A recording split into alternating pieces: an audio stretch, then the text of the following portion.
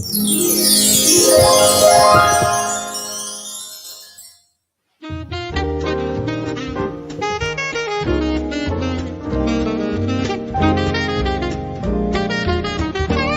dia, Portugal!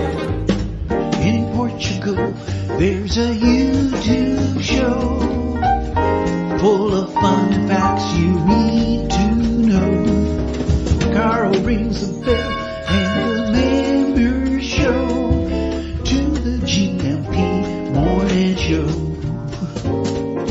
Featured guests will come and they will blow your mind. The audience will do so in kind. The little vanity mixed with some insanity on the morning show with GMP. Good morning, Portugal, and I'd like to welcome you to another fantastic day. Hey, Gumpers.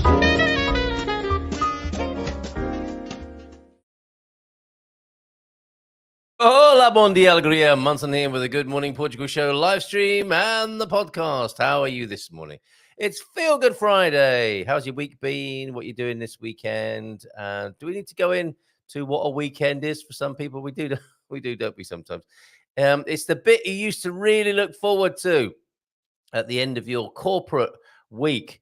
And now you don't know what day it is, so it's just a dim and distant memory. Weekend. Oh, yes, I should be excited about that. But then again, I'm happy and grateful for my life every day of the week now. That's what I worked for. That's why I spent all those years in corporate. How you doing? How's your part of Portugal this morning? We hear from VRSA, where this is interesting, Anna. Thank you for your intel from the front line of engaging with Portuguese culture. Sweden, Portugal. Bom fim de semana. Yes, bom fim de semana. Igualmente, tudo bem? Como estás? Finally, some rain in Villarreal de Sant Antonio yesterday. Are you able to say that now, Anna? I mean, was that the first part of your test? Can you say Villarreal de Sant Antonio without taking a pause or fluffing it halfway through, or do you just say VRSA? The language test I took was quite difficult. I managed half of it, though.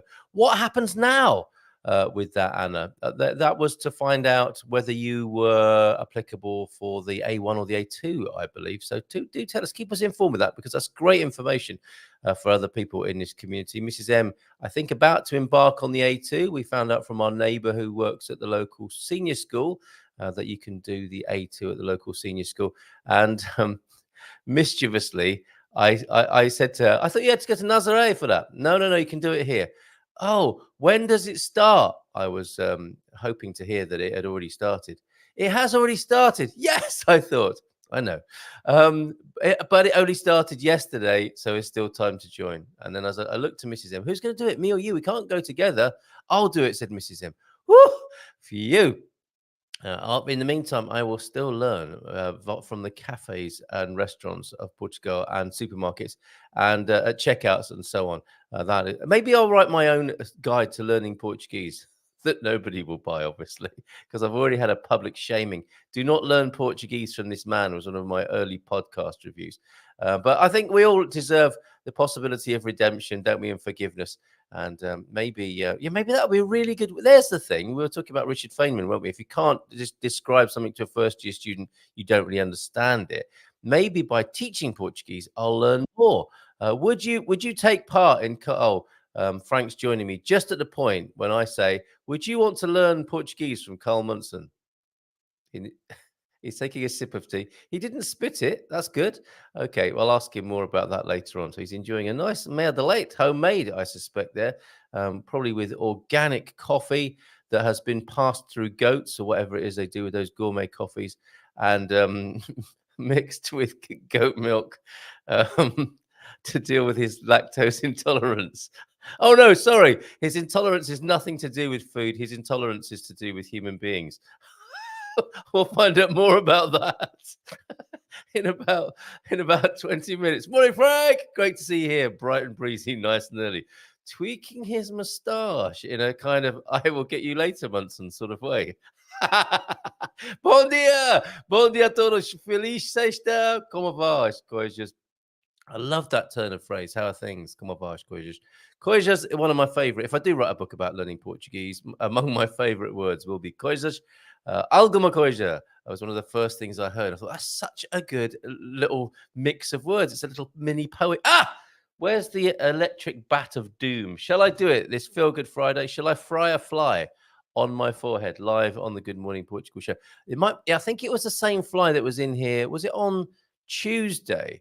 No, Wednesday, when we had Raquel here, and she was kind of really enjoying the fact that the fly was winning in this tournament currently, and it's true.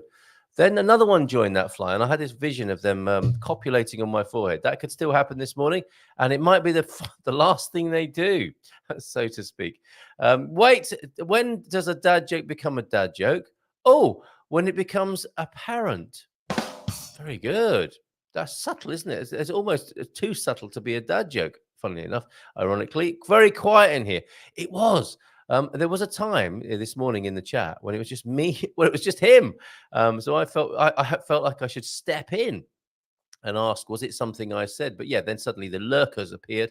23 after the hour, and I'm the only one here. T-Duck, of course, taking a well-earned break this morning. He'll be back on Monday with the Canes to be a deep thought and the top draw dad jokes. But where's Deagle? And I hope everything went well for Deagle with his hospital visit, and hope Coach Turner's fine. Unusual for Coach Turner not to be here, but he might be having a lie-in.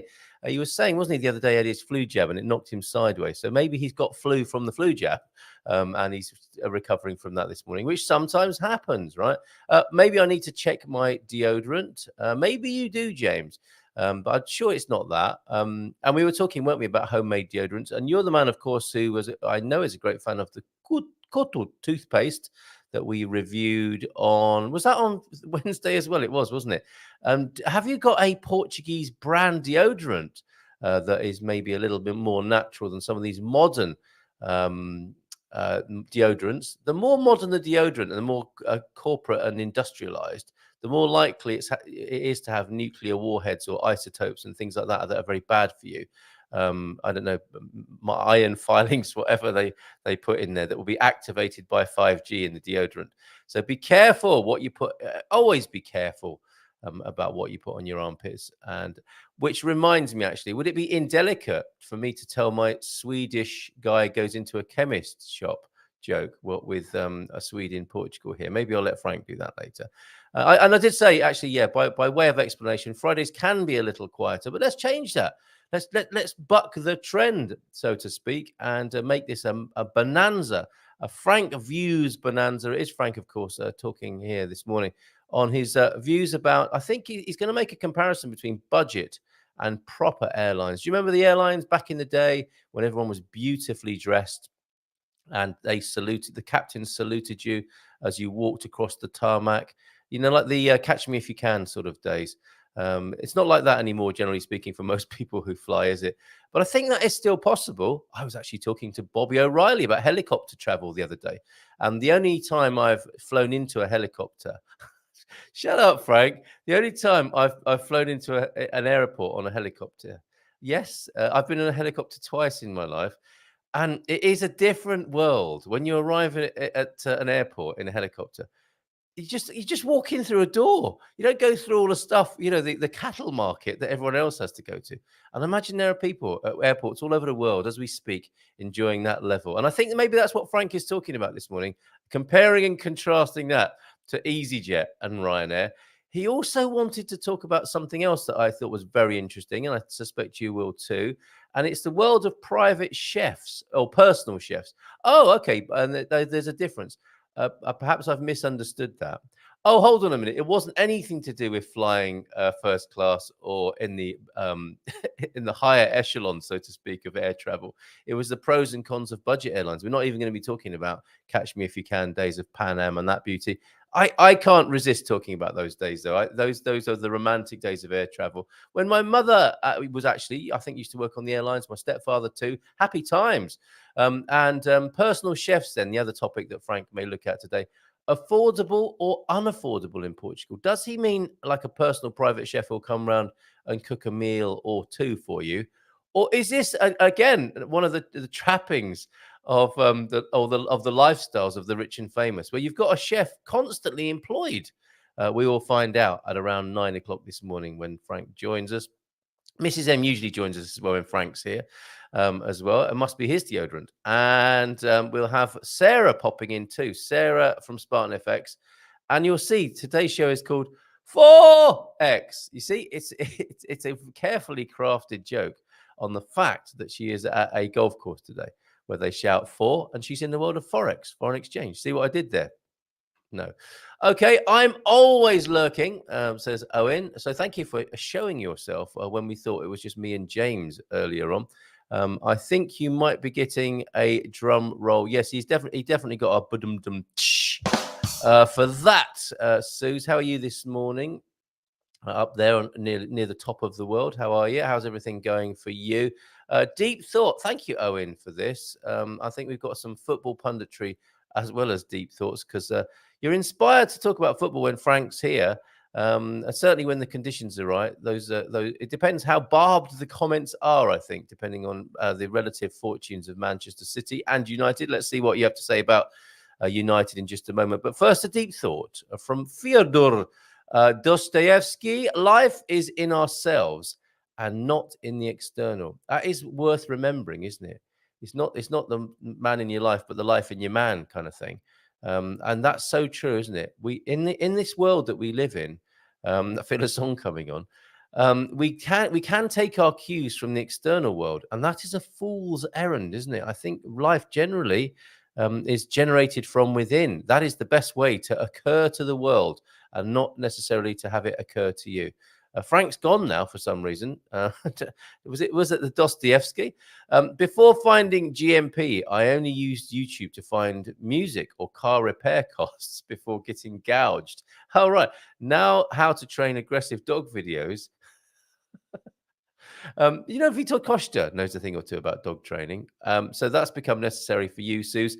Darn Corgi and darn my sick. Oh, she's got enough on her plate, isn't she? But it sounds like you've got your hands full up there. Oh, T-Duck is here this morning. Bon dia, Alegria Gumpers. I'm here for a few minutes this morning. Bon fin de semana.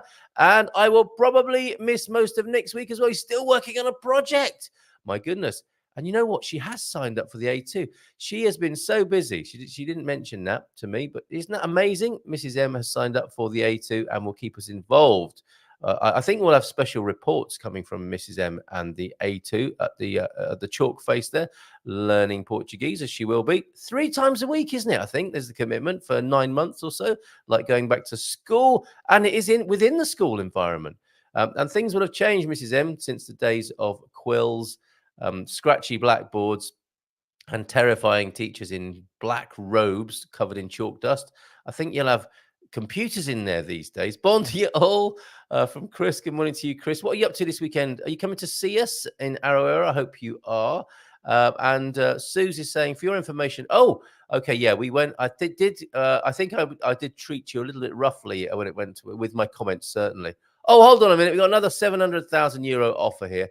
Delash Josette Claude, probably not your real name, and no way to ban you from the screen. Can someone else do that, please? It's so boring. I don't think we're all far too intelligent in this audience here. Delash, nice name. Josette, also a nice name, and Claude as well. We don't need you here and your offers. If someone could report or get rid of that, that'd be awesome. It's taking up. We're jealous as well, actually. Look how many characters they've managed to squeeze into their message. Not everybody can do that. I don't think you're allowed to do that on YouTube. So go on, sling your hook. Delash. I'm afraid I can't do anything about that here. Bon dia, Chris. See you at the weekend. And Suze, forgive me. I did get a bit carried away and a bit British, didn't I, about you talking about your roast. My frozen roast turned out to be lamb, not beef, so went with a French recipe. Brit beef dinner on hold, your critique on hold too. Yes, of course, absolutely. I'm sorry if I was a little bit harsh with my words and criticism. Or protective, I suppose. And Sweden, Portugal, Anna. We only say, okay, Villarreal. You drop the Santo I will get an email stating what level I'm at. It will go before the board, won't it? A bit like being on X Factor. You're through to the next round. You're through to the A2 as the crowd goes wild. And then put together with people on the same level. Well, that's fair, isn't it? Training starts in October. Interesting mix of people. took the test. Yeah, and that's a really good idea, isn't it, to go along to that for. Well, I saw your comment, James. That's one really good reason to go along to a language class. I imagine Blitz spirit kicks in and people united in adversity in a Portuguese class over that 9 months of 3 nights a week. Mrs. M, it's not the same fly, apparently. I fried those yesterday, but they just keep on coming. Okay. We have to catch them before they procreate in this room and multiply. Yeah, good reason to learn Portuguese. You'll make lifelong friends, I suspect, in that situation. And Mrs. M, have you found out yet where they're going to pay you? You get some Portuguese lessons in this country. You get, I was going to say Portuguese lessons in Portugal. Kind of obvious, huh? But so you get a stipend. It has been known that you get a little bit of an allowance because you're working in the evening learning the language. They give you a little allowance to spend on some food and drink. Talking of which, I will be today's. We're not doing a quiz question. We are going back to Try Something Portuguese, which has been published. That's already been published. An article I wrote along the same lines, Try Something Portuguese, chimes with the new feature on the show, Try Something Portuguese. And this morning, I will be trying some Portuguese cheese, some pork and cheese. This morning, the Castelões Receita Original, not the smoked one, the plain one. And I will be commenting upon your child cheese abuse. Upon your cheese abuse here, this poorly wrapped specimen that I found in the back of the fridge. That's no way to treat a cheese. Is it going to be Munson or Mia? Fair comment, Mia, I think. She's nothing to worry about, is she? Mia Ashmirish, about me entering into the Portuguese tuition market. I sat next to, several people from Nepal. And we spoke to Santosh, didn't we, from Nepal in our efforts on the Portugal Immigrant Network. The Portugal Club presentation event next Tuesday will be an extension of our Portugal Immigrant Network work. And we'll be talking to Ibrahim from the Iranian community here in Portugal. So we are reaching out across our normal silos of nationalities. I don't know many people of Iranian extraction, descent, however you might refer to that. I don't know what right words are. I'm already afraid I might be getting myself into some trouble with the wrong terminology. Oh, what a sad world we live in. I don't mean anything badly around that. I'm just trying to explain where people might have come from with their heritage. Hey, where are you from? I'm from here. Sorry, I'm just, interested, curious about your heritage. I don't mean anything bad by it. I'll talk to you about mine. Come back. We're talking to Ibrahim anyway on Tuesday evening. Get in touch if you'd like to join us for that and finding out more about what it is to be among the Iranian community here in Portugal. Portugal Club, Tuesday evening at 8:30 next week. We have a fabulous star-studded weekend ahead of that. Of course, we're going to Araújo after the show, or soon after the show. As soon as we can get the house straight and get going, we'll be heading to Lisbon and then across the water to Araújo for our first, yes, it's very exciting, our first Discovery Weekend here in Portugal, hosted by Bobby. Looking forward to seeing you later, Bobby. And Antonio F is here. There's one Villarreal in the north, so it might get confusing, of course, the Villarreal, and yes, Villarreal Sant Antonio in the south. There may even be more, right, Antonio? Little villages, possibly. No, they wouldn't be called villa, would they, if they were a little village? But are there just two? Is a question behind that. No Portuguese deodorant yet, but Cortu, thank you, makes quite a variety of personal care products besides toothpaste, including deodorant, I think, lotions and creams, and so on. Be careful with those. A bit like the what I thought was toothpaste. Didn't actually use it as toothpaste, but I thought to myself, in the early hours of, well, not early hours of the morning, but in the morning, when you're a bit bleary eyed, I'm thinking I don't recognize that green toothpaste. It was, of course, my shaving foam, made by, are they called Lavanda? Another cracking brand here in Portugal that wouldn't look out of place alongside Cortu. I found this out by looking at their website. It's amazing what you can do these days, James, looking at websites and all that. Fantastic. Okay, hold on a minute. She signed me up for the A2. What? No! I mean, great. Pam's here. Bon dia to you, Pam. How you doing? And yeah, I've been forgiven by Suze. Thank you, Suze. Gary Mills is in. How you doing, Gary? Great to see you. Thank you. And all recent members here, whether you supported us via YouTube or over at gmpvip.com. Thank you very much indeed. It's what keeps the wheels turning here. So let me put my ticker tape on by way of a thank you to all of you, including you, Gary Mills. Much appreciated. And Carl, it's a receta because a recita is to declaim. That's really weird, isn't it? Yeah, definitely need some glasses. Yeah, I see that now. I couldn't see that E in there.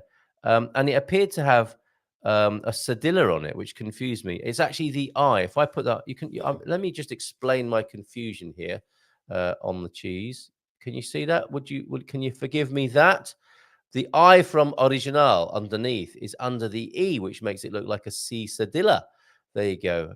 Isn't cheese romantic with its consumir de preferencia and just 24th of Feb of next year? There was a time, wasn't there, where you'd just got a bit of cheese and hoped for the best, wrapped in newspaper or paper from the local shop. Now it's all highly industrialized, but hopefully that won't affect the flavor too much. After hearing the desiderata, now you say it. When people ask me where I'm from, I say I am a child of the universe. Yeah, but where are you really from, James? And that is actually, to be fair, where you're really from, isn't it? The universe. But I mean, it is interesting, isn't it? You know, clearly we have ethnicity, don't we? And that gives rise or is an indication of our heredity. Is that the right? Or ancestry? And sometimes people are curious about that, aren't they? You know, I am of mixed race. It's not so obvious with me, is it? However, it is when people say, yes, it makes sense now why you've got a flat face like that. When I explain, and I'm not at all offended. I think it's interesting, but I do understand why. You know, I do get it. I understand why people are sensitive. But it is unfortunate when people are just curious and they get caught up in the crossfire. But then again, that's life, isn't it? That's life, especially these days. Bon dia, Camilla. You were amazing last night. We had a few technical difficulties last night on the webinar. No, the webinar was fine, wasn't it? The webinar was fantastic. Great job, Tiago Gonzalez from GIR, talking about moving your belongings. And that will be published, of course. Oh, I'm going away. I've got to make sure I get that video up for publication and sharing on Sunday at 6 o'clock. If you want to learn more about moving your belongings to Portugal, do that at 6 o'clock when that is released on the Expats Portugal video channel. 1800. Tiago was brilliant. And then we went into the Dream Team session. It was intense with Tiago. A lot of great questions. We reach a point of overwhelmment. And somebody pointed out my use of the word overwhelmment. It truly was. It was overwhelming in terms of the amount of questions that came in. And I think we coped in the end admirably. We tend to get it all sorted out by the end. We never know how it's going to go in that live environment, of course. And then the Dream Team started. And Dream Team panelists were scant on the ground. And eventually we were joined by Gilda, who had faced a few difficulties getting on, could only hear her at first. Then we saw her. And she is getting younger. You're right, Warren. She looks like she's getting younger, doesn't she, on the screen now. And we had Camilla and we had Gilda. So we were able to talk certainly about visas, about CEF, about moving to Portugal, about baggage certificates, continued driving licenses, and anything to do with insurance. So thanks. Great job last night, Camilla. Excellent stuff. Anna C. also here. Bon dia. Algria, how are you doing? Anna, great to see you here. Where was I born? I was born in Her Majesty's, as it was at the time. You think I'm going to say prison, don't you? No, Her Majesty's Royal Borough of Kingston upon Thames in Surrey. In the United Kingdom. Surrey, it's not to be confused with sorry. I'm so sorry, old chap, but I was born in So Surrey, old chap, where they wear bowler hats and have a brolly, and as well as a briefcase. I think I was born in those times. Did I ever see a gentleman in a bowler? I think I might have to seen one or two on the train to Waterloo first thing in the morning, but that's where I was born. Are you asking me that, or is that what we should say to people? So as not to offend. What's your nationality, your heritage? Do you know what? I mean, there are some very funny videos, aren't there? You know, where are you from? I'm from California. Yeah, but, come on, where are you really from? people are being nosy and curious, aren't they? And can we not forgive that about the human condition? And it's fair enough if people say mind your own business. I'm good with that. But I think it makes for a more interesting world, doesn't it? Where people genuinely, what would the word be? Naively just are curious. You know, is there anything wrong with that, really? What's your nationality? What's your heritage? And that sounds really formal, James, when it goes to that. And people know, don't they, that you're padding around a sensitivity, perhaps, trying to hide the fact that you might have racist tendencies that you didn't even know you had. It's all so awkward. Bon dia. Damn, Carl, I thought the flat face was like me. No, not from that, Peter. And I'm sure you can get treatment, Pete. Pfizer probably makes something, don't they, to help with that condition. So it wasn't a cartoon frying pan that gave you that face. You see, this is a sort of thing. I guess there is a level of connection, isn't there, and familiarity, which allows for contempt. I certainly wouldn't say that to someone at a bus stop that I just met. Where are you from? And it's not a cartoon frying pan face, is it? It must be from your heritage. Stephen feels able to say that to me, given the length of our friendship. My T-shirt tells us where we are, but not where we're from. And of course, it's not where you're from, it's where you're at that really is important, isn't it? Okay, let me just make sure I've covered all the... we've got cabin to cross-check and we're cleared for takeoff here. What have I forgotten at this point? I know the Yermans have been in touch. They've started on Route 66 from north to south and have been sending me some wonderful correspondence from the journey so far. I did ask Sarah if she would keep me in touch with what they're doing. And thankfully, she said yes. And we've got a few early photographs, which I shall montage with her permission. The first to come through was this delightful image here. Look at that. Let me just take that comment off the screen so you can see. You're not from around here, are you? Yeah. Again, we know, don't we? If it's somebody, and this might be said to the Yermans in their cycle gear, it's pretty obvious they're not from around that mountain pass full of goats on a blue cycle path. But that can be asked, can't it? That can be asked quite innocently, or it can be asked with a slight sort of rednecky vibe. I think, am I allowed to say that anymore? Okay. The Yerman men, having withstood an onslaught of goats north of Santa Combodão, we went south on the Ecopista. That blue road is an Ecopista, and the Ecopista de Dão, in fact, just awesome. And the goats were additional wonderfulness.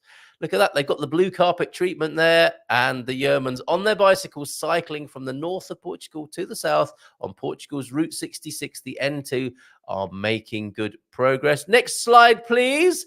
Here we go. And we have Ventosa, which is great because at this point, Sarah, it tells me we're really enjoying the town names that they're cycling through. And it is a great speed to travel through life, isn't it, on a bicycle and really see things. Too many to list here. However, Ventosa, which literally translated means suction cup, was at the top of a really long climb. We passed Altas das Lamas, the Sludge Heights, and Mata, which is Kill. That's also woodland, isn't it, I think? Among other Chamber of Commerce nightmares. Yes, it was wonderful. I think by that you mean the translations that you have with the Chamber of Commerce. It was wonderful. Lots of climbing, but great fun. I think a little bit difficult finding vegetarian food around on your cycle ride from north to south. And here they are, look. Matt and me at the end of a roughly 15-kilometer climb. You think you've had a hard time in the gym? Well, just think next time you're on one of those bikes that's going nowhere in the gym and you've worked hard. Here's Matt and Sarah having done a 15-kilometer climb, folks, in the north of Portugal. Fantastic. And in case you're wondering what those things are, extending from their helmets, and who doesn't like to have something extending from their helmet first thing in the morning? Those are rear view mirrors. And I've realized this. I used to be able to crane my neck around when I was a kid on a bike. In fact, my whole body, you could do a 180, couldn't you? And even if in those days when your saddle wasn't on tight, you could just turn around and see who was behind you very easily. It gets harder the older you get, doesn't it? And there's an easy way of doing it. There's your hack there. A rear view mirror, a great idea and a great addition to the humble helmet there, which of course is de rigueur, I think, when you're traveling north to south on Route 66. N2, keep them coming, Sarah. Those are fabulous. Let's give him a nice big round of applause. And Get the right surround on the screen. There it is. Take off the picture. No, that's putting it on. Take it off. Put this one on. Another round of applause. And bring on Frank. What is going on? What is good? Cider, by the look of it. Is that a pint of cider you've got there, Frank? That is cider. We talked about beverage of choice for this morning, and you said it should be non-alcoholic, and I said, all right, so let's do panache.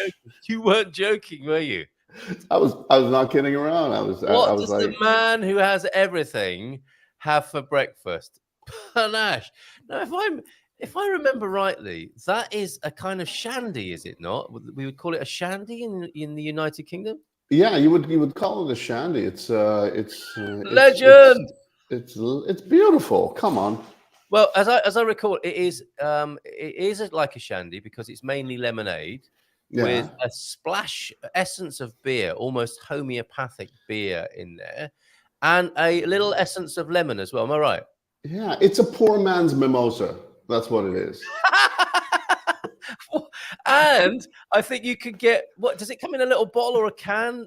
How does it comes like these bottles. It's very affordable and it's very refreshing, and you can serve it in like nice glasses, or you can serve it in like a little broken cup. It's still beautiful. That's classy. Serving it in your favorite old broken tankard pottery, like a Toby jug or something like that. You've got it Absolutely. Where did you get that British pint mug? This British pint mug I got from the same British pub that serves what was that famous British dish that we've discussed before? Oh, Salisbury steak. Salisbury, same pub does this. Now, I imagine it's easier to get hold of one of those in the Algarve than it is in most parts of Portugal. That's not a standard thing in Portugal, is it? The canecas come in a slightly different shape to that. But that reminds me, it's the same sort of era, Kingston upon Thames, men in bowl hats. That is your traditional jug, isn't it? And an old geezer in a British pub would say that, wouldn't they? Going up to the bar, you say, all right, darling, give us a lager top, will you, in a straight glass? And that's your builder type guy, isn't it? And then the who's retired. It's got all the mechanics of being a beautiful vessel to hold your cold beverage. I think it's beautiful. It's got like everything going for it. You never touch it. It stays cool. And I see. Okay. The handle means. Can you hold it a bit closer to the screen? Let's go close up on this dimpled pint mug. Without turning it upside down and emptying the contents on your lap, does it have the original weights and measures kind of etching on the glass itself? It does. Fantastic. So that's brilliant. I think that is a hard thing to find here in Portugal. And the older gentleman in the pub will be saying, all right, love, gives a pint of bitter, pint of best. A jug, please, not straight glass. And and I think what you're suggesting is if you're holding your pint and your thumb and fingers are touching it, it's adding to it's warming the beer up. It's warming the beer up. That's why they say that don't do that with with your red wine. Don't do that with your white wine. You just basically hold it by the stem so that your body temperature does not affect the temperature of the beverage you're drinking. Hold by the stem first thing in the morning and use a dimpled pint jug to drink your panache from. I mean, it says it all. Panache by name, panache by nature. Available in a Portuguese supermarket near you, no doubt. With a little suggestion of it's got a frisson de française going on there. So a very exciting breakfast, the poor man's mimosa. Thank you very much for trying. Now it even becomes better, this panache, if you add a little bit of aguardente or medronho in it. It will escalate the situation. I knew that's where we might be headed with that. So you're not doing that this morning, because that's where my mind went. First of all, if I ask Frank to suggest something that we're trying that is Portuguese, and actually I should have set it up correctly. This is what we should have had. Hold on a minute.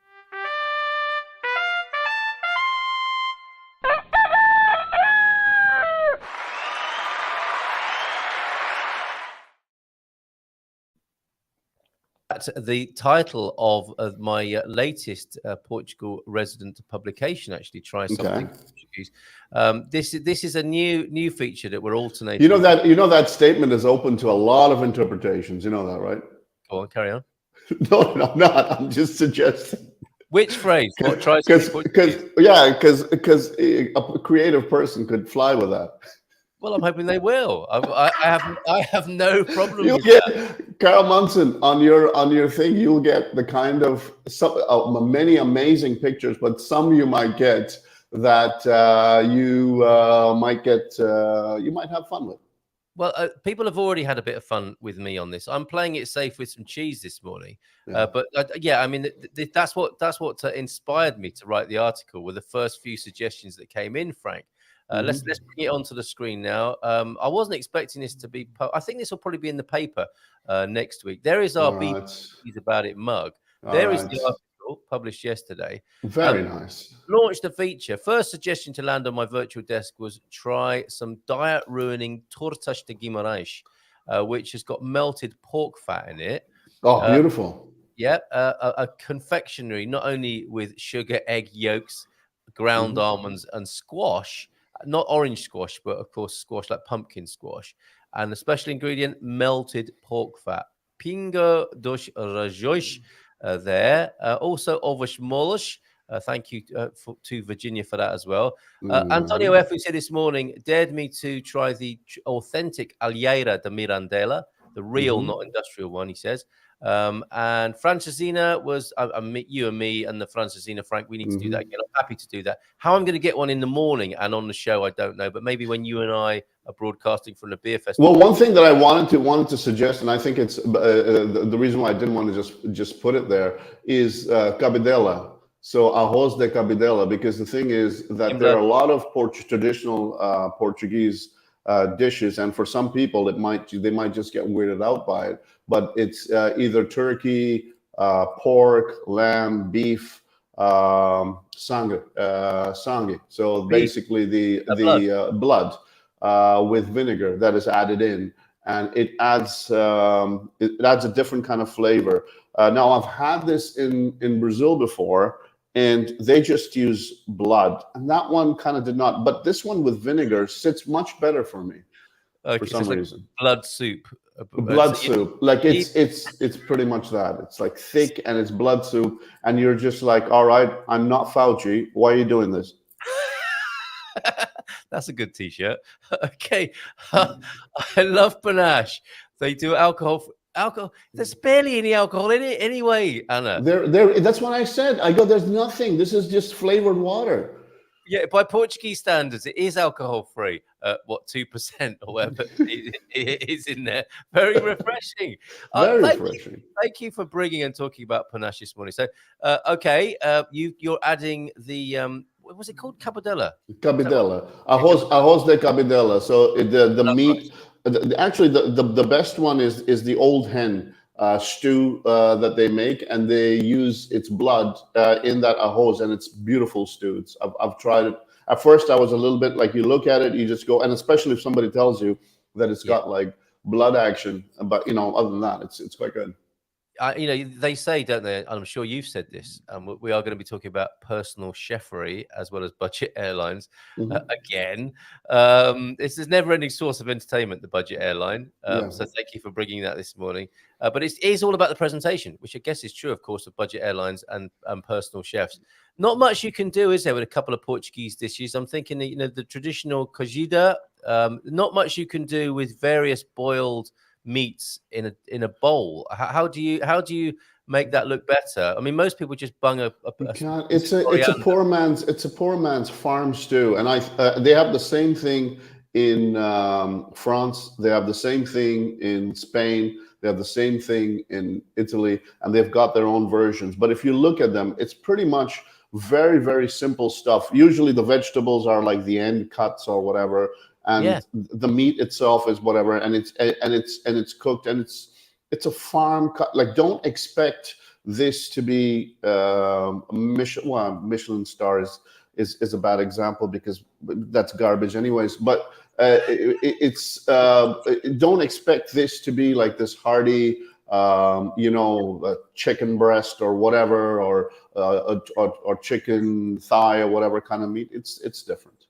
Okay, very good. Yeah, and it has its own beauty, doesn't it? It has its beauty. It may well come in one of those terracotta pots with a lid on it. Mm-hmm. And the same is true with the cabadella, the blood rice. There's no disguising the fact, and it's best that people tell you, isn't it, that it is blood rice. And because the first thing you're going to see is you're going to see the head in there, and you're going to see the feet in there, and as soon as it's a blood rice hot tub almost, isn't it? Okay. That got too hot and cooked the animal inside there. I'm going off it as I say that now. Anyway, following that logic, says James, I suppose we would be from there. I don't know if you caught that bit of the conversation. You know, this balance point with being naturally curious about other people's nationalities, and a bit of casual racism slipping out. Do you ever find yourself wanting to say to somebody, "Oh, you look so interesting to me. I wonder where you're from," and realizing that you can't say it out loud, maybe, or do you just go and say it out loud, Frank? What do you think? I think say it out loud. No, but it's the way you say it. I believe overall. And here's the not the whatever, but here's white folks usually have a way of saying things white that folks. That. Oh no, you can say white folks. That's right. You can. White folks have a way of saying things that make other people feel uncomfortable. Meanwhile, like let's say somebody like yourself, half Chinese, and somebody like myself can make it. Like we have a way of saying it that is slightly different. It's different looking at someone and saying something like they are exotic species in a zoo, or saying it in a very welcoming kind of way. That hey, I find that interesting. Yeah. There's a way of obviously presenting it, whatever. But it's the awkward way because you already have realized the words have slipped out of your mouth. And you mean no harm, but your words have slipped out and you're already awkward. And then you're going to even make yourself more awkward because now that the words have reached their ears, they're looking at you. They're looking at your reaction that, oh, God, I hope this went down well. And sometimes it does not go down well. Sometimes it goes down well. It depends on the person who's receiving it. If somebody is oversensitive, if it was a brown guy who's had his beatings taken the day, he'll look at you and he'll be like, what do you mean by that? Yeah, and it's fair enough. You do have to be prepared for that, don't you? You can't have that sense of conversational entitlement that gives you a free pass if you upset somebody. That's life, isn't it? It's just life we're talking about. It's life. And you're not being racist, you whatever. And the more we do this kind of stuff, where the more we say, oh, I can't call him a white guy, I can't call him a brown guy, I can't call him a black guy. You're seeing it and you're calling it the way it is. Now, what are you going to call this guy now? Because you don't even know his background. Are you going to call him Indian? What if he turns out to be Middle Eastern? What if he turns out to be, or what if he or she turns out to be from a completely different place? It just, you can't. Do you know, and one of the most beautiful moments for me, Frank, is when I know someone knows that I am doing my best and kind of breaks the ice and says, look, you don't have to say all that and worry about all of that. It's not a problem. We are just human beings. My body was born in this place. My parents are these people. Let's have a beer together. That's the beautiful moment, isn't it? That's absolutely. That is where we can all get together and we can just come out and we can confess that I'm just being human. I'm just throwing it out. I'm seeing it. I'm calling it. There's no ill intention, and I think it's all good. And I'm not glossing over the many problems of racism and difficulties between people either by saying that. I'm not making that go away. That is real, and we need to do something about that stuff as well whenever we can. Yeah, Kingston is pretty nice. Not Jamaica, but upon, well, I'm sure Kingston, Jamaica is great as well. But in this case, we're talking about Kingston upon Thames. Pretty nice, says Pete, but not as good as Richmond. How very dare you, sir? I shall take my glove from my hand and strike you firmly across the face and challenge you to a duel in Richmond Park. I did enjoy teaching. Oh, we'll probably have to meet halfway in Ham. There is a place called Ham. Can you say that? I did enjoy teaching in a chapel founded by Elizabeth I and rowing on boats past Hampton Court. No, it's just the way I walk. Thank you for setting that up, Pete. Yeah, Pete. Whenever you say Kingston or Richmond, these kinds of places, because a few of us come from Commonwealth countries. When you say Kingston is nice, you ask someone who used to live near Kingston in Toronto, and you ask Kingston is between Toronto and Montreal on your drive, and Kingston is also the place famously in Canada or in Ontario, this region, which is known for one of the most famous prisons. All of our best and the most qualified serial killers are housed in there and whatever. So go and ask the people in Kingston, Ontario, what they think. Yes! So it's not impressive to a Canadian when I say I was born in Kingston. Yeah, no, I'll look at you and I'll be like, all right, you gotta hide from this one. I have no idea. Thank you. I should keep that to myself in polite conversation. Like Richmond in British Columbia, in Vancouver, the suburb of Vancouver, Richmond is the Chinese capital, or it's basically the area where most Chinese live in Vancouver. That is incredible. Richmond, okay, and Surrey near Vancouver is the Indian area. That's amazing. That's amazing. And I'm just thinking to myself when British fellows, civil servants, turned up in these Commonwealth countries, as you refer to them there, Frank, sweltering in three-piece woolen suits with a pocket watch and a top hat or whatever and a walking cane, and stood there. It's like, bloody hell, we've got to name some more places here now we've taken them over. You boy, where are you from? You worker. You sailor, where are you from? Young man. Kingston upon Thames, sir. We shall call this place Kingston. Exactly. You, where are you from? Richmond, sir. and so on and so forth. Not very imaginative, right? It sounds very Kingston upon Thames sounds very romantic when you think about it. It is romantic, but the Kingston that I'm talking about, it is not romantic at all. It's actually a halfway stop between Toronto and Montreal. You stop over there. You don't go into town because you don't know which one of these prisoners has taken a bill, and so you just want to be at the stop, and then you just want to get away. You've ruined it. You've ruined it for me. I shall continue doing that. Our school, yes. Our school, King Charles, sort it out, please. Our school boatyard was at Kingston Grammar School. He's so posh, isn't he? Was rather lovely. But the croquet lawn was better at Epsom and Ewell High. So different from organising a farm. Yes. Croquet lawn at Kingston Penitentiary. This is beautiful. Yes. I don't think we should give the convicts of Kingston Penitentiary a load of croquet mallets. It could go horribly wrong, couldn't it? Morning, Frank. You're truly a Portuguese. They're wearing a hat indoors at 9 a.m. You always see a million hats in Portuguese houses. And when you arrive, you know why. So there you go. Exactly. Yeah, he's trying something Portuguese, not even knowing it, wearing a hat indoors this morning. Owen, thank you very much for your picture. We'll have a look at that as well in a moment. I can't see your football banter. Did you delete that comment a little bit earlier on there? I'm trying to find your beautiful view of Pont Lima this morning. Oh, here it is. Got it now. While we find your... Bring it out, Carl Munson. You're going to bring it out. Yeah, I'll find the comment, but the look at that. And as Owen said, the skies clearing in Pont Lima this morning. If you want to send us a picture of where you are this morning in Portugal, or something you're trying. Owen, how's it going, Owen? I was thinking about you the other day. Needed some toilet paper. Wanted to know where the jersey was. There he goes. There it is, lads. Come on, play nicely this morning. What is it you said there, Owen? I'm going to try and find that now. Something about the last couple of games. You can probably guess, right? If you were to guess what football banter he was going to come up with for you this morning, what might he be saying? The last couple of games. The last couple of games is going to be referring to stuff like that. Well, when hopefully I'll see him next week, and then we can have this banter.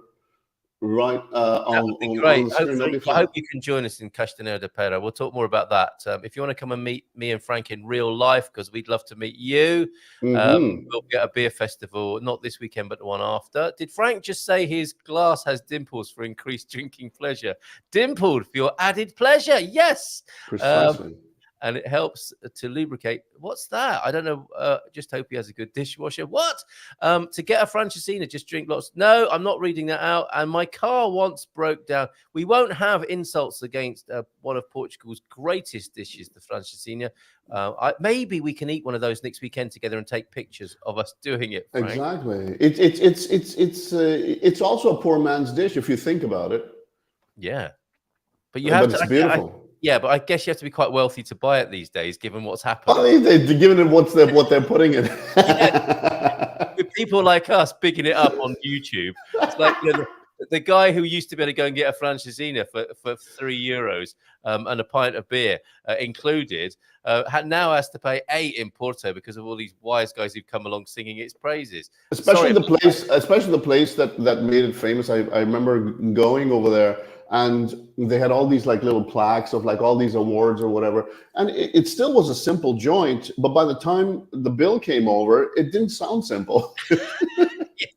Good for them, though, right? Good for them. Doug's had the blood rice. His car broke down. This is the beginning of a great story, isn't it? Once upon a time, my car broke down in a remote village in the Alentejo.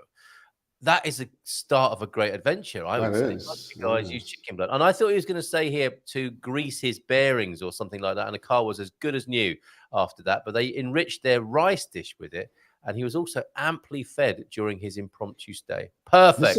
This is the beautiful thing about being in these places. A few days back, I was in Eastern Algarve. And the reason why I'm sharing this story is because this is so quintessentially Portuguese. I went to this because, I like going to these taberna, but this one was really the kind of taberna which was a workman's taberna. So, single seaters. So you just basically sit down. So I sat down and I asked the guy, I made the mistake of asking the guy, I go, menu? And then he goes, "Que menu?" There's one dish. so then the menu here. I was like, I was overjoyed. I was just like, okay, bring it on then. So it was a beautiful chicken stew. And you're gonna like the sides. There was pasta, there was rice, there was fries, and then there was salad, right?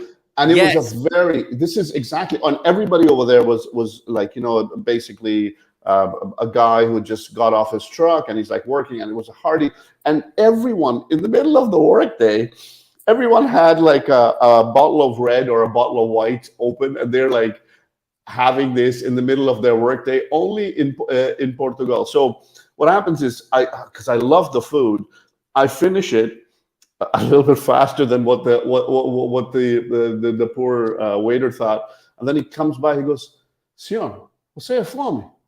And I go, he looks, and I go, "Sim." He goes, "Mais para você?"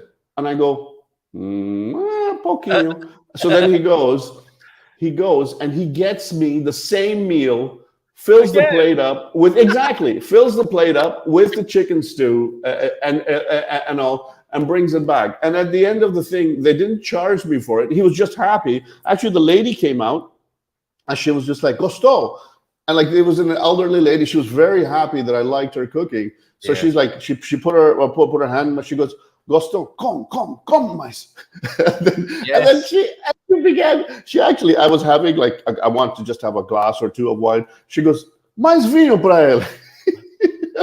So she ordered my wine. This is very Portuguese. Frank, we've got to go to the golf course for a moment, but I want to find out from you where this was. Everyone else wants to know where it was. It was Tavira. In Tavira. Wow, even in Tavira, you can still have an even in Tavira. You just need to go, and I can even tell you, it was Tasca do Tô.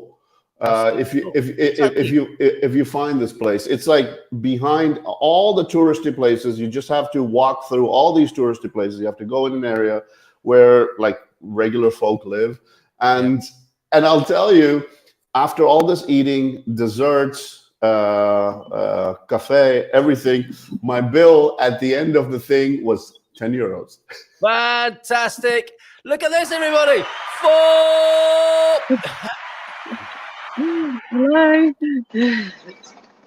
How's it going? Oh, golfing. There you go. I've just arrived, actually. I don't know if you can sort of see. Love to see the golf course. Are you allowed to do that? Is filming allowed? Look, we're in Britain, and they've allowed a woman on a golf course. What's going on here? What's going on? This is not right. This doesn't Let sound me like. tell you. So what's going on for you today? You've got the fantastic Spartan FX baseball cap. Both Frank and I want one of those. Yeah, yeah. Mm. Can you see my What's going tab? on? Yeah, what's going We've on? got the Spartan FX Golf Day today. Which course? Okay.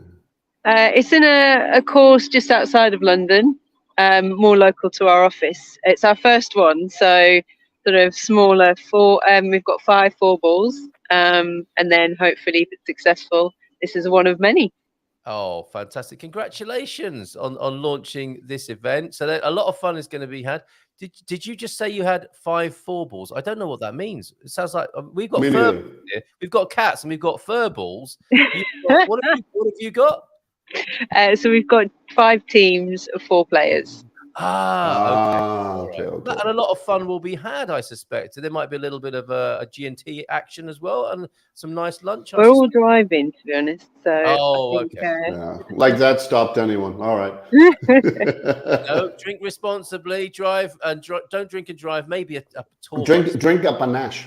Or have panache in your golf bag. What's the world of currency looking like? We've had a European interest rate rise. They say it's the last one. Sorry to talk shop because you're on the golf course and you're out of the office. But no, it's great. I mean, it's a great time to be on because yesterday the Bank of England held rates, but there is scope that they will raise interest rates in November, but maybe not as dramatically as expected.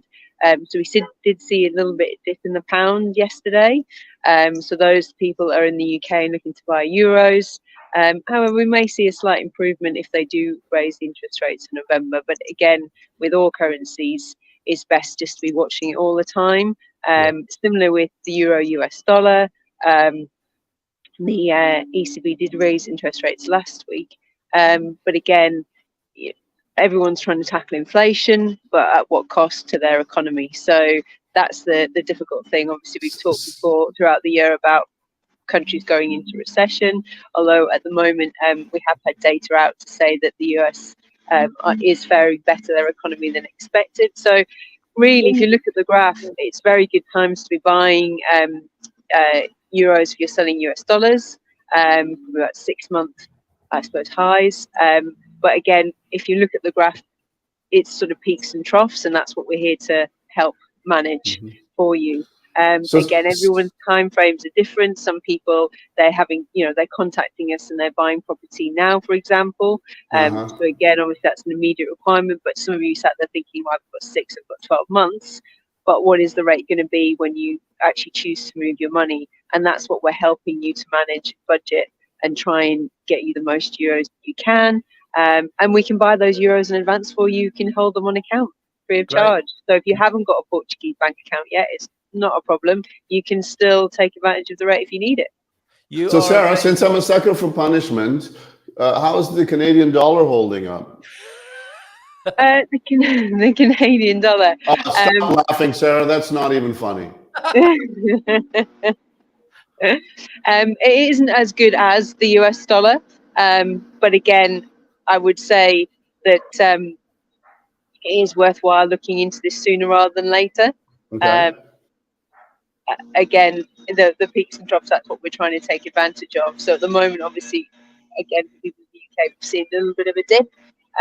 Always open an account with us. It's free of charge and there's no obligation to use us. Sorry, I think they're cutting the grass there. Or the leaf blower's out. Do you mind? Yeah. So yeah, if you open an account, it's free of charge and there's no obligation to use us. But it puts you in a good position because the rates can move very dramatically. We've seen it, obviously. Hopefully we don't have a pandemic again, but there could be anything. There could be natural disasters, there could be elections, there could be wars, there could be anything that could come out, surprise interest rate announcements, all sorts of data coming out. We're very data driven at the moment. That's why it's a little bit difficult because we forecast what we think that the central banks are going to do. But again, it really is week by week, month by month at what data is coming out. You know, they say, oh, we think we're going to raise interest rates X, Y, and Z throughout the year. And then some data comes out and all of a sudden it's like, well, actually, we can't do that. So again, it's all very data driven at the moment, and we're watching that on tender hooks really for you. Yep, that's brilliant, Sarah, and you're amazing. Drop you anywhere. You're a para current, not just a currency counselor. You're a para currency counselor. Just drop you anywhere, and you're available to talk about currency rates. Absolutely. So hopefully people can hear me. I'm sorry that leaf blower's there. It happens on golf Take courses. their time. Yeah, if it's not the loud chinking of G&T glasses and pint mugs, it's the leaf blower or somebody shouting out FORE. That's quite a noisy place to be. What's your golf game like, Sarah? I'm a beginner, I would say, but I went out for my first 9 holes about 2 weeks ago, and I really surprised myself. I got a par 3 and a par 4, and we just played the 9 holes, and my total score was 49, which for a beginner apparently is very good. So I'll take that. Yeah, you should. And I think you clearly have a bit of a gift for the sport, and a great place to do a bit of networking, of course. So have a great day today. Open up a Spartan FX account. Give them a call. I'll put some details on the screen so you can do that. If you haven't got a currency exchange account, you can open that up free with Sarah and Spartan FX. So, yeah, lots of love to all the team there. Who's there today who I might know? Neil's there today. Ben's in the office holding the fort. So if you want to reach us today, get in touch with Ben. He'll be in the office and he's ready to speak to you anytime, anywhere. Have a great day and enjoy your game. Oh, we just had a golf buggy go by. Have a fantastic time there, Sarah. Thank you so much for making some time for us. No problem. Ciao, ciao. Bobby Samana. There she goes. How about that? So how many holes can you survive there, Munson? What do you mean? I can play a full 18. What do you think? You passed it? No, I think you'd be amazing. I would be a beginner. I'd be like beginner of a beginner. So you'd probably give me some lessons then. It's actually very tiring to play 18 holes of golf if you're not in the habit. Really? Yes, it is. I know it looks quite easy to just swing in a piece of metal and walking. And then looking for a ball in the long. No, because I can imagine like holding a glass of shandy or like whatever on this hand would be kind of tiring as you walk along the thing. Yeah, well, the modern golf bags and buggies have a place where you leave your drink whilst you're taking shots. It's probably not. Like, don't you have like a porter guy like behind you? Like, what's the deal here? It's a dad golf joke coming up. Don't drink and drive. Golfers will get that. Not everyone else will. We've also got some Canadian jokes. I'm liking the look of this. It's 9:33, Frank, and we haven't talked about budget airlines or private chefs yet. All right. I haven't tasted any Portuguese cheese, which I also hope to do. How do Canadians express excitement? Canadians Suze and Frank, who are here this morning. What is excitement? She knows. She knows them. She knows. Was that your joke? Suze, you sure that's not a British joke? Well, that's a fair point. A old Vancouver joke. What do you call a guy in a 3-piece suit from Surrey?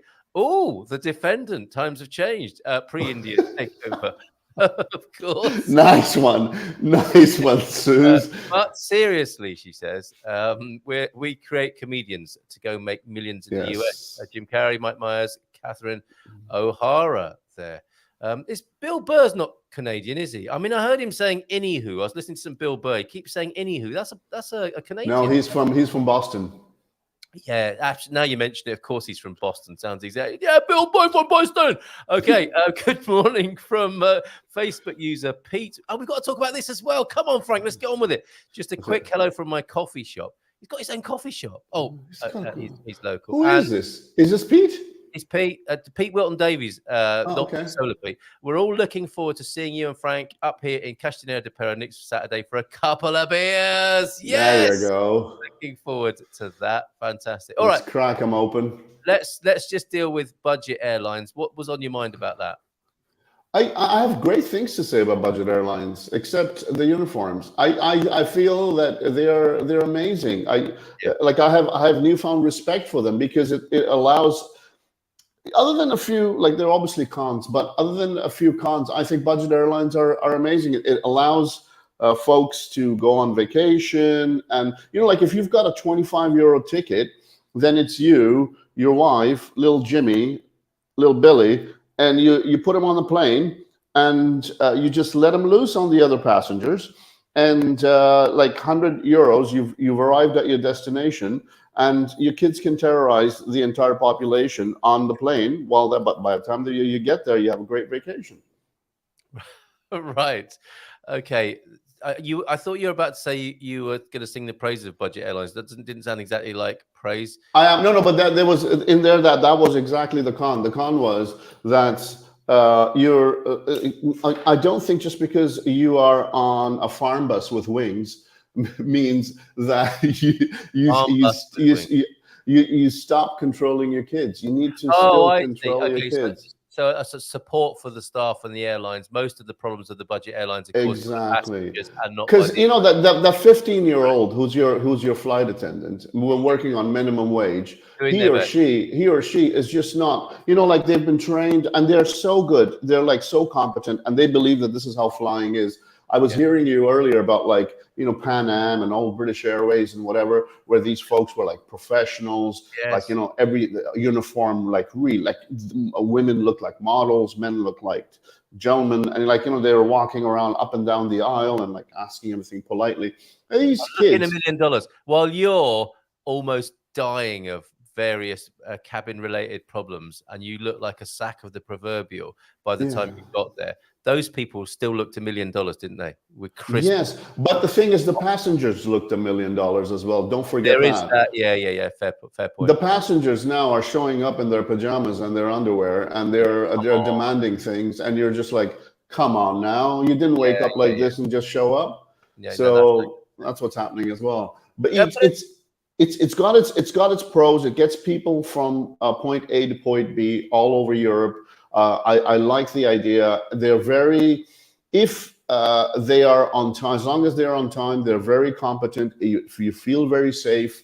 The budget airlines are amazing to go on. But at times you get what you pay for. Still, I think it punches above its weight. Okay. Yeah. Well, no. Fair point. Are you like me, Frank? And do you like enjoy? Do you enjoy to flirt with the male flight attendants on EasyJet or Ryanair? No, I'm definitely not like you. But go ahead. I have such fun doing that. Okay. All right. So, any other confessions anyone wants to make this morning? You're welcome. Go ahead. Yes. We've got all sorts going on. We've got a howdy from Antonio Barbosa's Tony time. Oh, Tony. Don't forget, 3rd of October, Tony will be there along with Veronica and Carl Hyde and Vitor Costa for our Getting Real on Portuguese Real Estate webinar, 8:30, Tuesday the 3rd. We've got a few loose ends to tighten up here. I love arroz de cabidela made by my mum, says Anna C. Try frango. I've taken a screenshot of that. I'm going to try that. Whether I can get it in the morning, I don't know. A frango napucara. What would that be, Frank? Do you recognize that one from Alcobaça? Frango napucara. No, this is probably a northern dish that I definitely have to try now. All right, that's on our list. Us pure Caucasians. Is there such a thing on this planet anymore? Oh, come on, are always branded for some. He's Welsh, claiming to be a pure Caucasian. I don't know what's Dougie, calm down. Come to Algarve. You need a drink here. He does. He'll be there soon, I think. Frank, we're all a beautiful blend and related to the few hundred people that survived the Ice Age. Exactly. Dougie, exactly. Caucasian, exactly. A DNA of 91 Finnish, 7% British Isles, go figure. Well, they were busy at a certain time, weren't they? And 1% Siberian. I won't hold that against myself. No, don't. Uriko. No, you shouldn't. I'm so glad you're back. I neglected your comment the other day about the films you recommended to us. Could you please repeat those in the chat? We want to know about Portuguese films.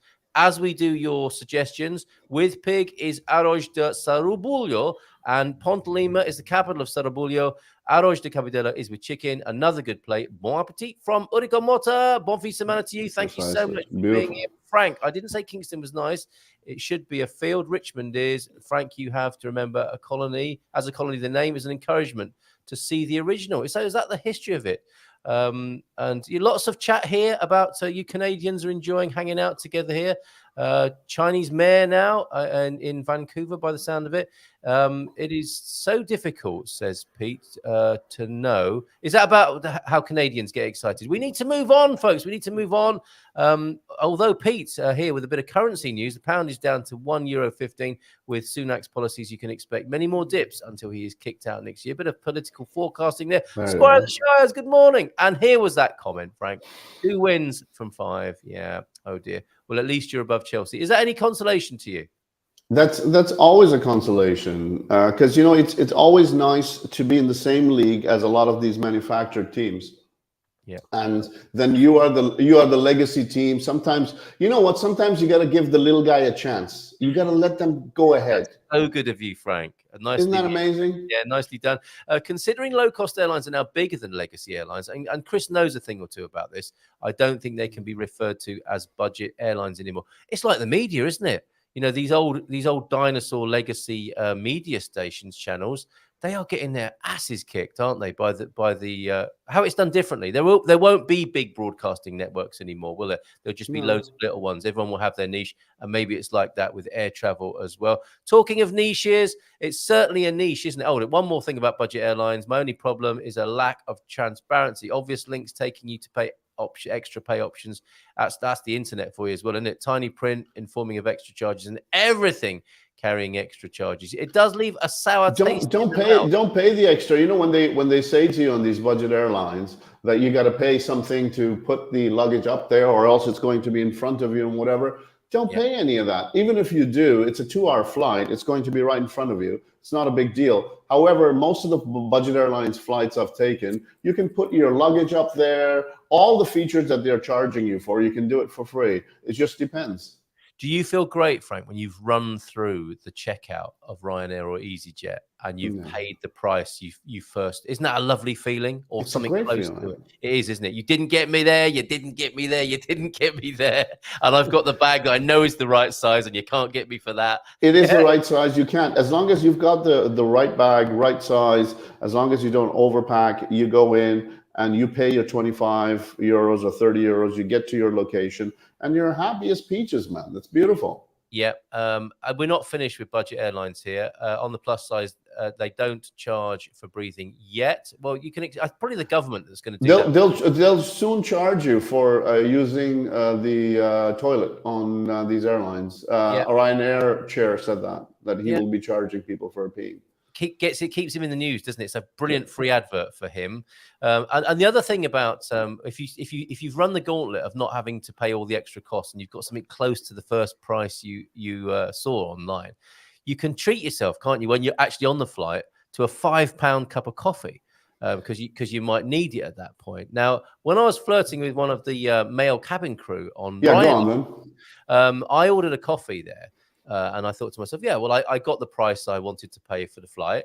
I shall treat myself to a coffee, which will be lukewarm water poured into a paper cup. But anyway, it's better than nothing, isn't it? Yeah. And so he brought me this coffee, or I took it off the trolley that was coming past, and I lifted the lid on it, and I took a big sip of this coffee that I thought I deserved, and I got a mouthful of coffee grounds, and I thought, there's something wrong with this coffee. Excuse me, young man. And we had a nice little, frisson of energy between us. And I winked at him. I said, look, come here a minute. There's something wrong with this coffee. I'm drinking it. And he said, I've just got a mouthful of grounds. And he said, oh, sir, you're doing it wrong. And apparently with this new technology coffee, you don't take the lid off. It's dangerous to take the lid off at 2 million feet or wherever you are with that boiling water. And it was boiling, to be fair. You drink it through the mesh on the top. Are you familiar with this, Frank? No, because I would never order coffee on a plane like that. The plane is already shady. Everyone looks shady, and then you're like now drinking coffee over there, and then you're expecting it to be a Lavazza Oro. It's not going to happen. As I wasn't expecting. I think it did have Lavazza on it, but not their premium experience, obviously. And I'm smiling and flirting with the cabin crew. With a mouthful of coffee grounds at this point. And he comes over and he must have known what I'd done. He said, sir, you've got to sip it through the mesh on the top. And it's an integral filter. And Carlito, here's the thing. The kids are teaching you how to drink coffee. This is what happened. That is what happened. I got taught how to drink a cup of coffee with this newfangled coffee cup in the air there. I thought it was going so well with me and this young lad. And he leaned in and whispered in my ear. And he said, "Sir, we are, but we're not that." Isn't that great? That is great. Yeah, He recognized it. This is beautiful. He knows exactly where he's working. They know where they're working. They're actually very, very good at it. That's why it needs to be a certain, it cannot be an age group over 30. It has to be below that age group, because those kids will always be like, okay, I know exactly what I have to do. I have to give them details, safety details, whatever. After that, I come and I sell them a few things and whatever they want. They're very polite about that. And then they just leave. They feel this is what flight attending is all about. Yep, leave it to it. Absolutely, it is the flight approach, the cabin crew approach of the internet age, isn't it? Yeah. If people want something, they'll ask you for it. It's not all about hanging around people and attending to their every need anymore. Frank, normally it's the middle class passengers who forget that their children are their responsibility. Fair point. Kingston upon Thames, God's own country. Who's that? Wow, Is that nice. Lord Gilchrist, I think, who's come in with that. Where did we get to with all of these comments? We've got loads this morning. That's what happens when Frank is here. You inspire conversation and comments. Nice to see Squire of the Shires in, and Pete Wilton Davies. We'll see you the weekend after next. Okay, we had that comment from you there. And here we go. I took Lufthansa. Back to Sue's here. Free mini bottle of water and a piece of chocolate. Pay for all else on card only, even a cup of coffee, a free mini bottle of water and a piece of chocolate. And that's a legacy airline. Living the dream. We noticed there's a difference in prices depending on which airport you fly from to, either direct or with stops, and the time it takes. Faro seems the best deal so far. If you're coming to Portugal, think about Vigo Airport. A top tip from Tony. Fly from Stansted to Vigo, I think, from €35, and then take a road trip from Spain. That's very to nice. Portugal. Yeah, good idea. I would definitely recommend Faro Airport. It's just that I would not recommend coming back to Faro Airport, because the lineup, so like it takes you, your flight will take you about 2 hours, and it will take you an hour and a half to get through. It's so damn busy there. Yeah, okay, it's good exceptionally busy. So maybe flying to Vigo, huh? Oh, she's come in to tell me off about flirting with male cabin crew. There you go. Sarah, I with anyone, not just cabin crew. Morning. No, it wasn't because he was with a man. It was because I was flirting. It was a dude. Mrs. Munson, take it easy. Maybe we need to redefine flirting. I don't know. I mean, we didn't touch each other. No, because she thought it was one of those flirting. Da, da, da, da, da, da. Like she thought it was one of those. No, I don't want to talk about it anymore. I love you. From Sarah, we showed some lovely photos. These, thank you, Sarah. Keep them coming. I love the pictures that are coming, and I will create a little loop of those if I may. Fantastic. Oh, and we've got some events to share with from by Randy as well. So much. We've got carried away chatting with Randy. Okay, I can't even mention this guy's name anymore. I think for fear of being. You can't say vaccination. You can't say Russell Brand anymore. Oh no! Okay. But please, let's not do that to the poor guy, man. Frank's new motto: you've always got to give the little guy a chance. Don't say that out of context, mate. Well, it's a great chat up line as well, I think. But although I won't be saying it on Ryanair anymore. Okay.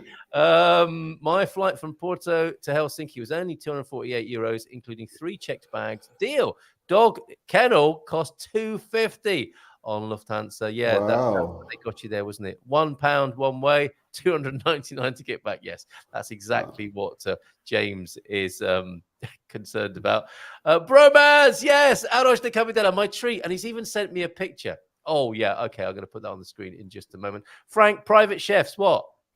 Well, private chefs, I kind of find that they're getting to be more affordable. It's not the private chef, because like you remember you were talking about personal chefs. No, I was actually I'm talking about personal chefs. You're talking about private chefs. What do you mean? Because there's a difference. Personal chef, you could sit down, you can talk to them about what your dietary needs are and whatever, and you can buy. Like, let's say their catered food, frozen food, they can come to your place, cook the food for you the entire week, freeze it for you in your freezer and whatever, and you can take your food out whenever and have nice, beautiful food eaten, don't have to worry about it. And it's quite affordable. I've been seeing lately online, especially in the Algarve, there are a lot of chefs who are doing this. and it's working out very well. So it's becoming very, very affordable. It's not about, oh, it's very exclusive and whatever. Yeah, if you do parties and stuff like that, it's an added treat. But, I think that it really, really works well. You don't need to be a multi-billionaire or zillionaire to have a private chef come and cook for you. So do you do this? And we know Owen does. Are you offering this service, or are you organizing it for others? No. I do this, but it's something that is something absolutely to look at. Your meals can be as affordable as going out for a regular meal, and you will have healthy food. You will know exactly what ingredients are going in. They might even let you in their kitchen and give you like a little bit of a class on what needs to be done, what doesn't need to be done. So there's so many different things. It's good to know, just like your hairdresser, it's good to know your chef. Okay, when you say they let you into their kitchen, that would actually be your kitchen if you've got them coming round. Absolutely.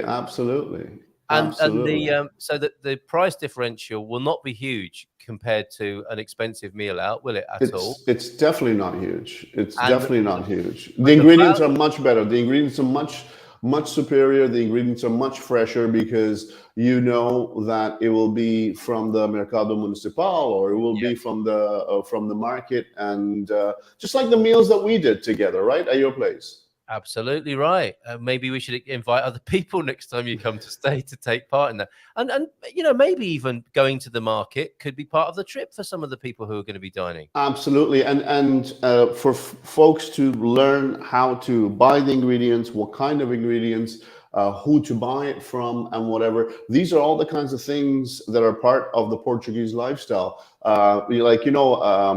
Doing a little bit of negotiating. The old ladies love it. So you go over there, avoiding the fish lady in your case, like all these kinds of things. They are part of the Portuguese shopping experience. I love that, Frank. So on the one hand, it might compare favorably to eating out as a group of people in a slightly more upmarket restaurant. It compares favorably price-wise. But if you consider the value of the experience, you're getting a lot more value, aren't you? Because you're getting a lot more values, and at a restaurant you don't get leftovers. At a restaurant you don't get all the additional items. At a restaurant you don't get the entertainment that a lot of the chefs provide. Exactly. It will be an educational, informative, and fun evening. Not out, but in your own house. In your own chef house, in the comfort of your house. The logistics of doing so, how long is the chef going to need to be in your house? Do they need to move in 3 days before and be put up? That can happen if the chef has had. When you come to my house, if the chef has had a little bit of panache or red wine, but that's actually good. That's when a chef actually cooks better. Most chefs that I know, they do at least, and you find that it's like the chef comes in an hour or two, does the prep, does the cook. And does the food. It's not about an hourly thing. It's about the entire package. It's about the entire experience. Sets it up for you. You are doing a small party. And I've actually been to one of these parties where the chef came in and he just did some beef carpaccio. He did like a few small things. It was a beautiful party. And you have about 5 or 6 folks, 8 folks. And the chef comes, entertains, does the food, informs you about the food. You open those bottles of wine, it pairs the wines for you, all these kinds of beautiful things. I think it's an experience that you can have at home. Outside obviously is an experience as well. You can do that on a Saturday night, whatever, but you could do this on a Thursday, Friday night. Superb. The banging and crashing you can hear in the studio. Sorry for doing a show in here while you're trying to prepare for yours, Mrs. M. Is Mrs. M here? Let's give her a nice big round of applause. No, not a bleep. There she is. Oh, no, there she was. There she is. There she is. Get rid of them. Oh, she's taking over and pushing things about. Okay, let's we're going to eat some. Frank. We're going to eat some. I'm going to this could be a shaming moment. Sorry, you've just arrived for a shaming possibly. Actually, let's I heard it. I heard your passive aggressive shame of my cheese management. What? Let's roll VT. It's time to try something Portuguese.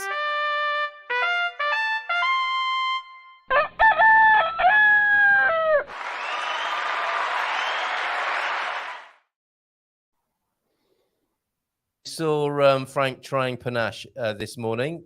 Not that he hasn't tried it before, but in this new environment, he had a pint of panache. Yeah, I mean, it's Mrs. M. It's flavored water. Talk to your husband, please. You. He's right next to you. It's not your usual strong stuff, right? I'm thinking to myself, what am I going to try? And I was looking in every cupboard in the house, and I think I've tried that. That won't work. This won't. No, you work. told me. Yeah, you told me. Hey, listen, man. Intermarché is as far as I'll go. So. But I forgot. I went there and I forgot. I mean, you can get Portuguese things in Intermarché. Let's be fair. So we're going this morning, everybody, and I've got to get cracking because we've got only a couple of minutes to do it. Castelois. The original recipe. I'm going to put some butter on the bread now.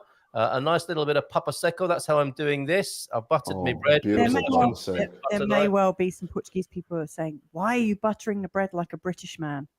Because I'm a British man. Maybe. I don't know. So here we go. It's going in the gob now. This is not the smoked version. This is the rather poorly abused and kept wrapped cheese in our back of our fridge. That's how it should be. When I went to the fridge, Frank, that's what I found. Unwrapped. As a chef, tell Mrs. M how she should be treating this cheese properly while I taste it. I will not tell a mum of 3 kids how to wrap cheese. I don't want to get slapped. This lady likes me. Yeah, because you're coming over next week. Unbelievable. Very smart. Style. Okay. Do you want me to smack them for you? Smack them. This cheese is like Frank. Cheesy. It's cheesy. It's creamy. It's pleasant in the mouth. It tastes good. It is very. You know what? I'll tell you. It's not because your wife is. It's your kitchen is actually quite well maintained, and you've got like everything in your kitchen and your fridge. The only thing is the wrapping bits.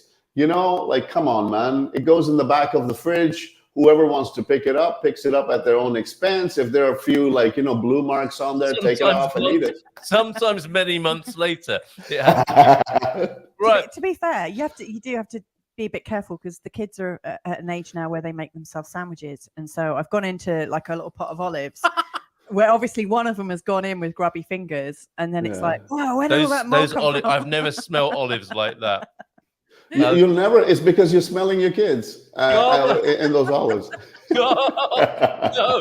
Garbo. We will see you the weekend after next. We're going to Arrow this weekend, aren't we, Mrs. M? We sure are. From Andy's selection of events this weekend in the Bairrada district, when all of that red wine ran through the streets from that part of the world, a free nighttime party walk. Look at this in Oliveira de Bairro. Is that what they did? Because these are all on the Gumper map. No, they do this every weekend. Look, there's a radio museum. We've got to do an outside broadcast from there. Free entry to Radiolandia, National Folk Dancing Festival in Cantanhede. All of this going on in Bairrada, the capital of Portuguese partying, Portugal itself is the capital of European partying. I'm getting a timeout. A night of free music in the Passaca Palace Ground. Frank, we'll see you next weekend. I'm being really pushed here. I'm going like this. Give it to him. Frank and I will be at. I've got to go. Frank and I will be at the Cerveja na Aldeia, and we will be there offering a commentary on beers that we will be sampling at the event. Frank, you come and see us. Come and see us, and after the second beer, the commentaries will get more spicier. Okay, mate. Stick around for the Barefoot broadcast. Bon fin de semana, everybody. You've been wonderful. Ciao, ciao, and bye for now. Ciao, bye for now.